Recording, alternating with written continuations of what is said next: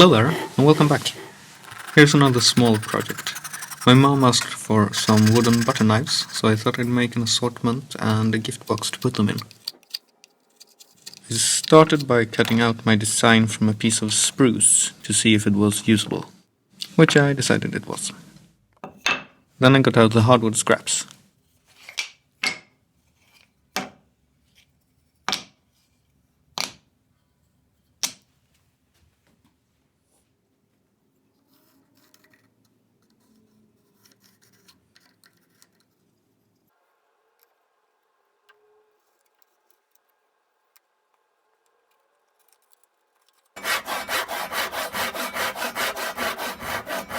I had some rip cuts to do on a few of them.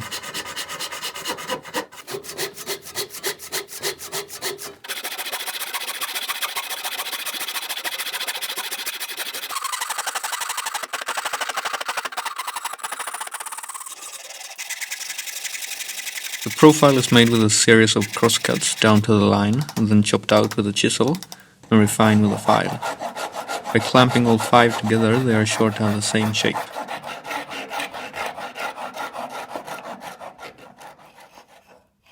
After the profiles were done, I could start carving. This mystery wood cuts incredibly well.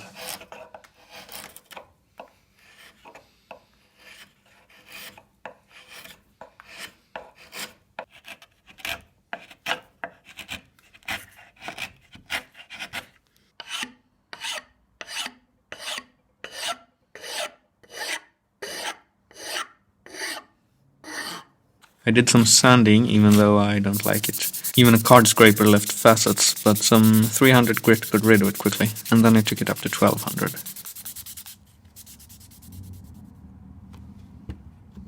For a finish, boiled linseed oil. I wouldn't use one with drier chemicals in it here, but a naturally oxidized oil like this one is about as food safe as it gets. And you can see I found one more nice looking scrap and made 6 knives in the end.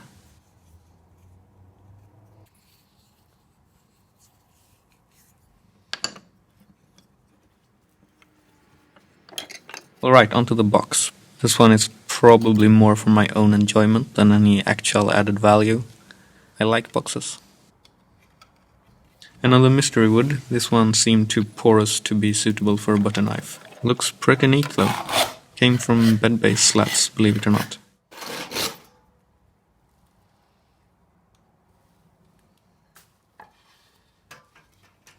I needed 2 grooves in each of these pieces, except the front, which gets 1, to accept the floating bottom and lid.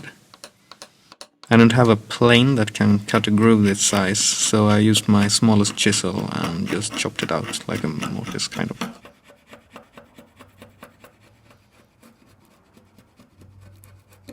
I made a simple rebate joint on the corners. I'm going to reinforce this with pins later.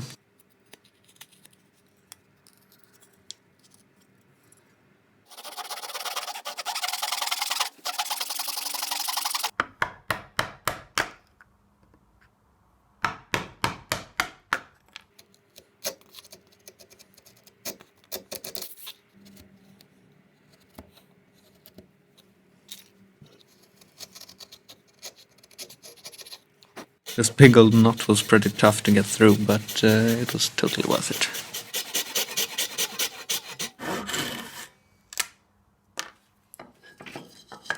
Now I can measure the inside and cut the bottom and the lid from a thin piece of ash.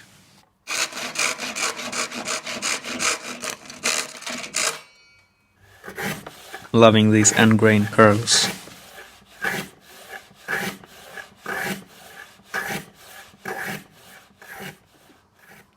I used some more ash for a couple of dividers to keep the knives from rattling around inside the box.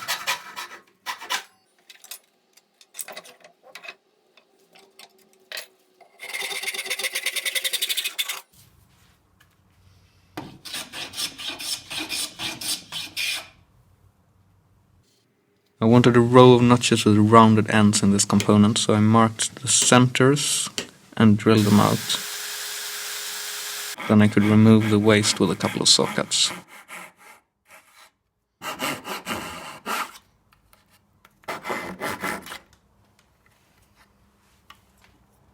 The second divider got these V-shaped notches.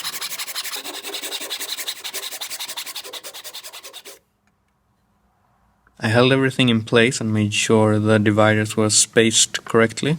Then I marked where I needed to mortise out for them. And here I could try out my new Japanese mortise chisel. Lovely.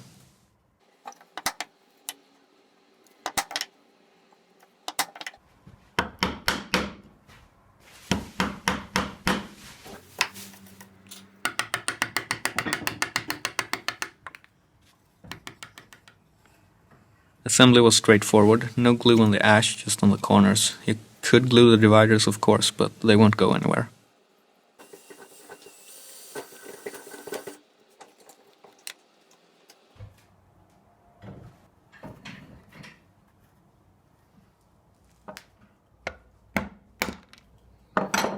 So as I mentioned earlier, I'm making some pins to reinforce the corners.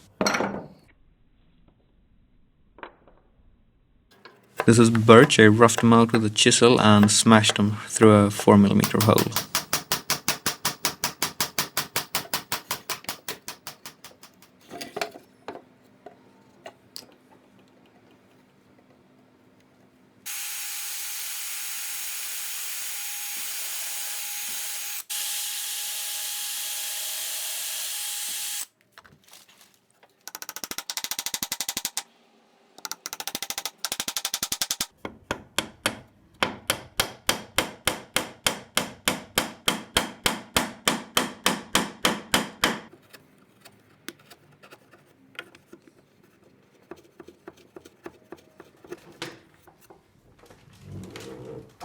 With the assembly done, I could go around everything with a plane and flash up the joints.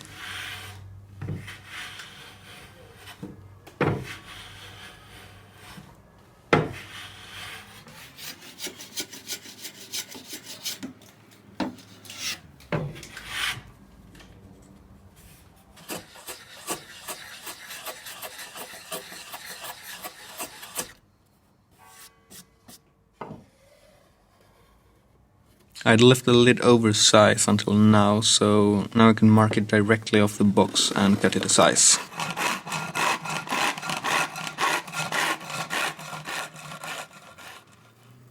I decided to carve a thumb divot in the lid to make it easier to pull out.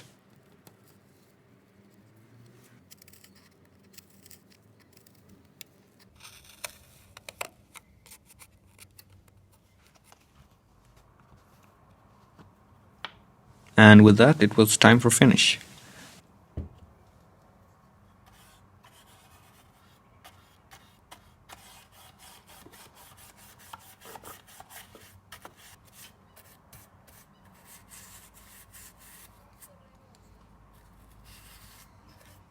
This wood looks amazing with the oil on.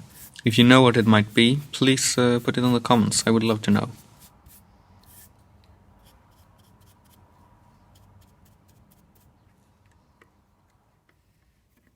Lastly, I could put this little birch block in place with a brass screw to keep the lid closed.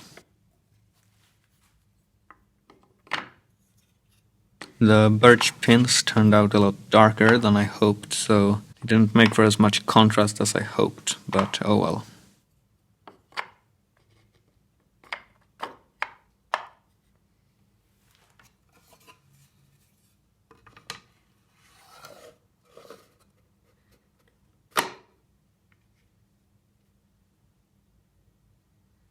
Thanks for watching.